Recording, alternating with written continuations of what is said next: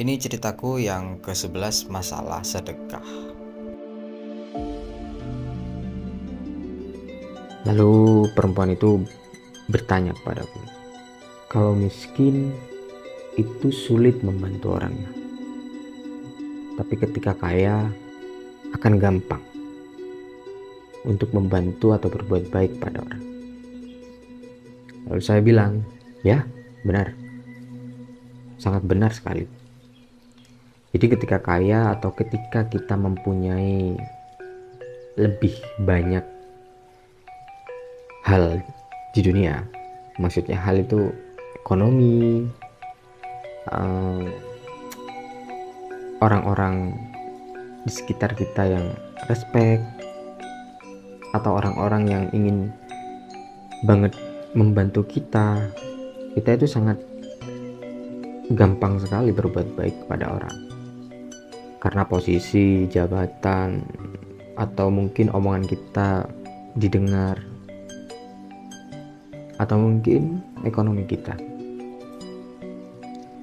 Tapi belum tentu miskin itu tidak bisa berbuat baik kalau soal kebaikan ya.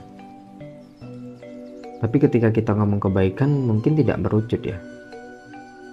Coba kita rujutkan lebih ke sedekah lah ya. Karena kalau sedekah kan sedekah kebaikan juga ada, sedekah ekonomi atau kekayaan,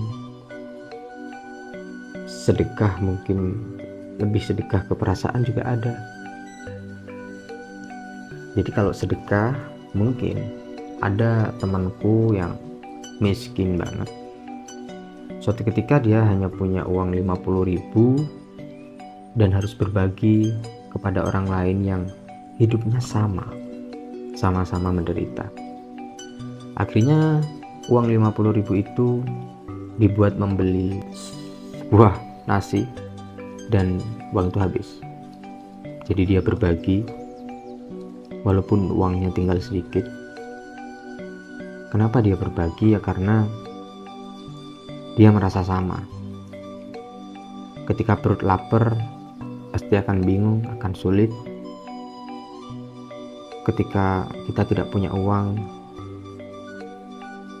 dan sandang pangan papan kita tidak ada, kita juga pasti akan bingung. Jadi dari situ timbul rasa kepekaan. Kenapa temanku itu peka? Karena sama-sama miskin, sama-sama tidak punya uang, sama-sama ingin makan.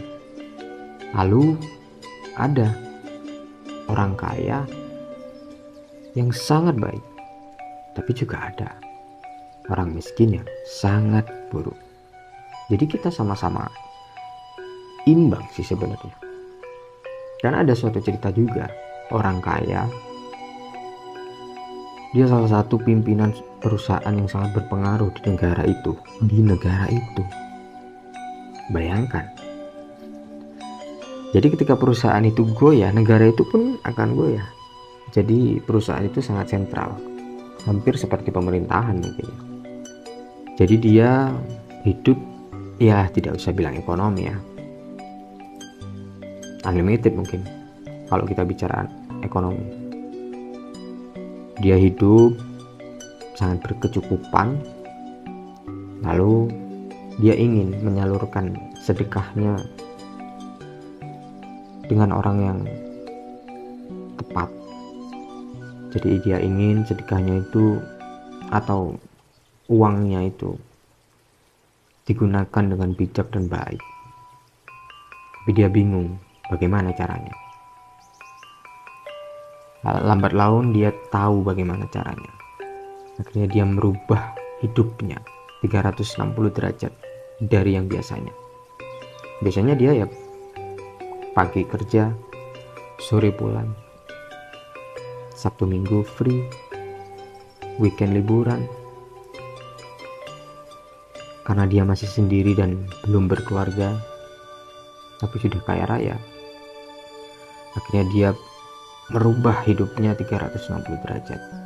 Ketika di kantor dia atasan, dia yang memegang kendali semua hal tentang perusahaan terbesar itu. Tapi ketika pulang kantor, dia hanya hidup seorang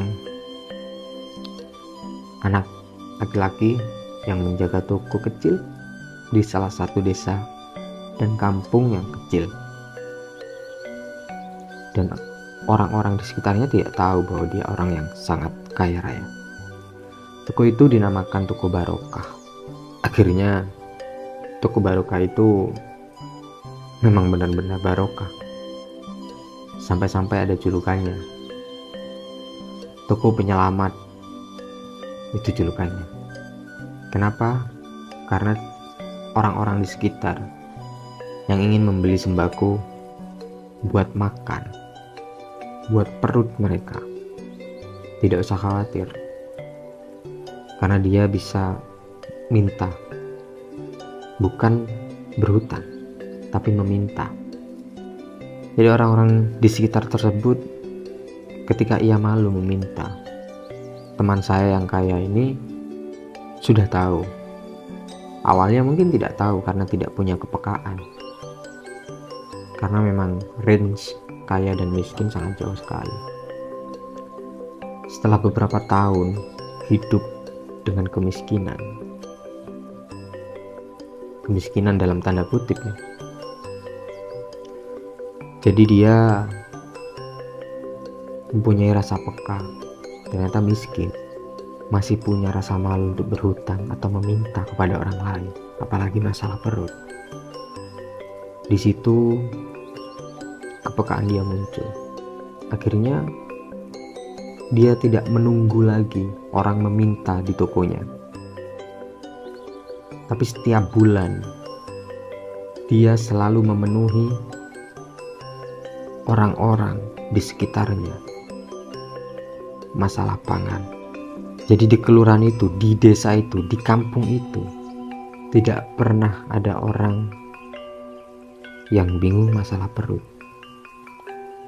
Akhirnya dia tahu bagaimana rasanya hidup yang tidak rumit.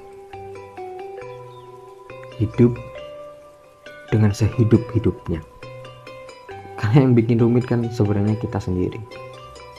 Hidup ya hidup sebenarnya, tapi yang membuat rumit kan kita sendiri.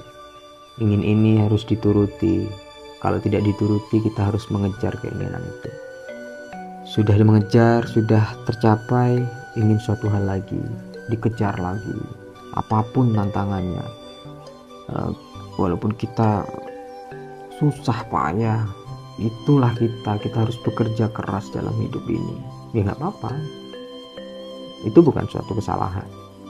Tapi ada loh orang yang berbeda dari itu, hidup dengan sehidup-hidupnya,